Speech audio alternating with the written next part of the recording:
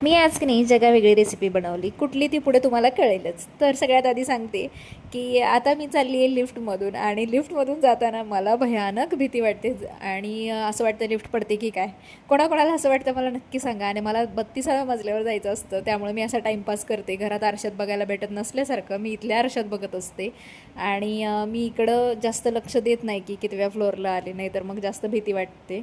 आणि आज जगावेगळी रेसिपी कुठली बनवली ती मी तुम्हाला सांगते. भरलं वांगं आहे आणि त्याच्यात थोडेसे बटाट्याचे काप केलेत आणि वरनं तेल फक्त स्प्रे केलं आहे, तेल जास्त टाकलेलं नाही मी. आणि हे भरल्या वांग्यातला मसाला अजिबात बाहेर नाही आला, खूपच छान. घरी आले आणि घरी आमच्यासाठी बाजरीची भाकरी बनवली, कारण आमच्या जाऊबाईंचा भाऊ ऑफिसला जाणार होता त्याच्यासाठी. आणि परत कामाला गेले आणि तिथं कांद्याची पातीची भाजी बनवली. परत तिसऱ्या ठिकाणी गेले, तिथंही कुठला गहू म्हणतात माहीत नाही, पण हा लालसर आहे, काहीतरी उकडा गहू म्हणतात की काय माहिती नाही.